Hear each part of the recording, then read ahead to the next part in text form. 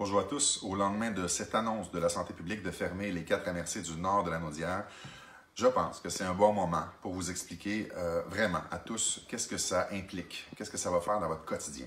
Donc, je vous avise tout de suite, cette vidéo-là peut prendre un petit moment, là, 6, 7, 8 minutes, mais je vous invite franchement à rester jusqu'à la fin parce que je vais couvrir pas mal de points importants et je vais terminer par des questions qui nous sont posées le plus fréquemment depuis hier à nos bureaux de comté. Donc, je vais tenter de répondre le plus possible à ces questions-là.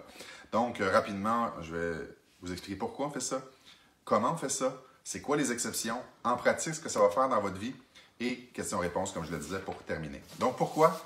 C'est simple, c'est pour vous protéger. Toutes les décisions sont prises avec un objectif, un seul objectif, c'est d'éviter de propager le virus. Il faut rester le plus possible chez soi. Pourquoi les 4 MRC du Nord? C'est celle-là qu'on a fermée. Bien, vous avez vu à l'échelle provinciale, on a commencé par les régions les plus éloignées. Si on a fermé le Saguenay-Lac-Saint-Jean puis la Gaspésie, c'est pas parce qu'il y avait plus de cas par là. Au contraire, c'est parce qu'il y en avait moins et on veut éviter la propagation du virus. C'est la même chose dans la Naudière. Présentement, les 4 MRC du Nord sont moins affectés et comme à l'échelle de la province, on a le même objectif, c'est-à-dire d'aplanir la courbe. On ne veut pas qu'il y ait beaucoup de cas qui arrivent en même temps et faire déborder notre système de santé. On veut tenter d'étirer le plus possible cette courbe-là. Maintenant, comment ça va se faire, ce confinement-là? Bien évidemment, il y aura des barrages policiers qui prendront place de façon aléatoire à différents endroits. Aléatoire, ça veut dire qu'ils vont être mobiles, ils vont changer de site. Mais aléatoire, ça ne veut pas dire que tu peux passer quand ils ne sont pas là. Ils sont là, là-bas, ces policiers-là, pour vous rappeler les consignes. Ils veulent s'assurer que les gens ne se déplacent pas pour rien. Rapidement, comment ça va se passer? Vous faites intercepter par un policier. D'abord, il va prendre votre permis de conduire pour vérifier où est-ce que vous habitez. Est-ce que vous êtes dans la bonne région et pour la bonne raison?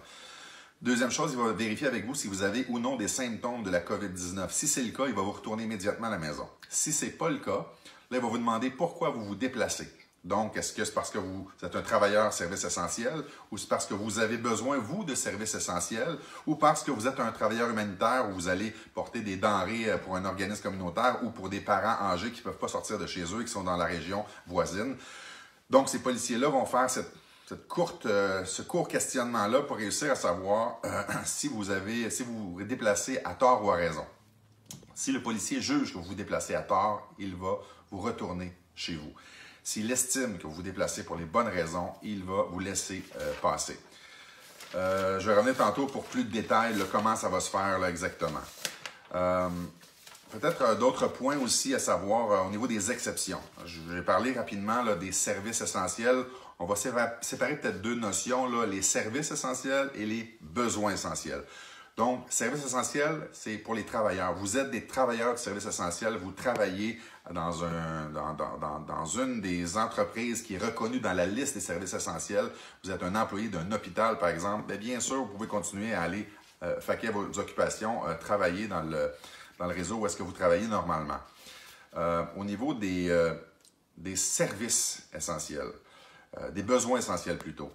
Donc, vous devez vous déplacer exclusivement pour répondre à vos besoins essentiels. C'est donc dire, j'ai besoin d'avoir des médicaments, je peux aller à la pharmacie. J'ai besoin d'avoir de la nourriture, je peux aller à l'épicerie.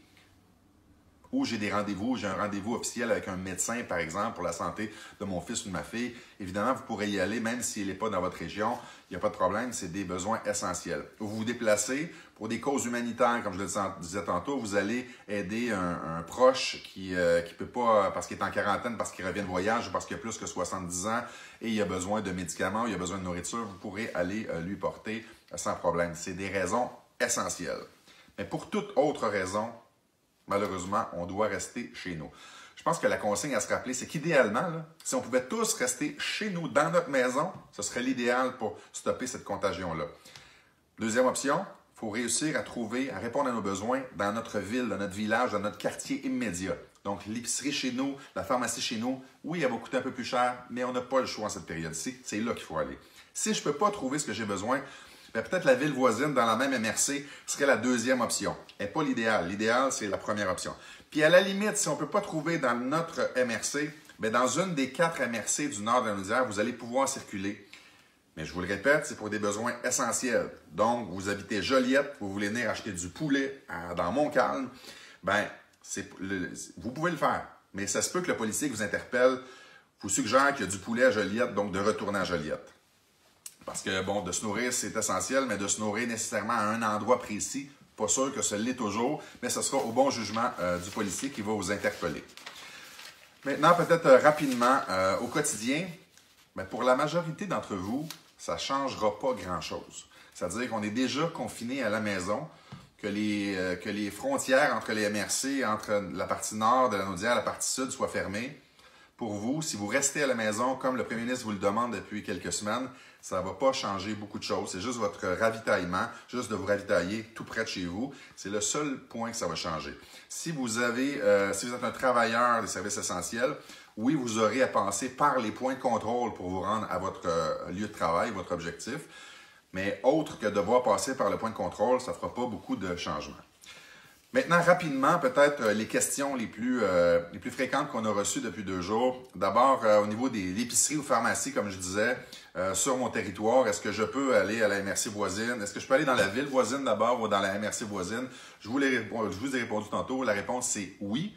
Toutefois, c'est au bon jugement des policiers. Si le policier juge que vous pourriez avoir le même service ou à peu près tout près de chez vous, ou plus près de chez vous, probablement qu'il va vous retourner à cet endroit-là.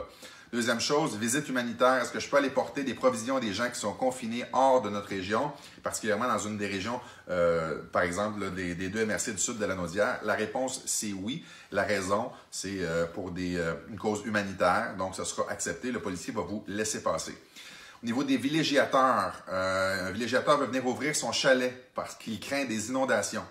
Bien, quand il va arriver, probablement que le policier va lui demander son permis de conduire. Son adresse sera à son lieu de résidence principal, à Montréal ou à Laval, par exemple.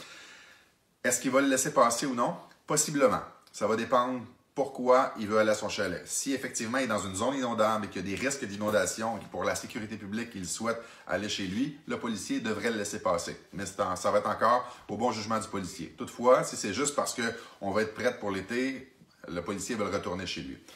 Un villégiateur qui a son chalet dans une des MRC du Nord, mais qui a sa résidence principale dans une autre MRC du Nord. Donc, parmi le même bassin de confinement, un côté a son chalet, l'autre côté a sa maison. Est-ce qu'il va pouvoir voyager entre les deux? La réponse, c'est idéalement pas.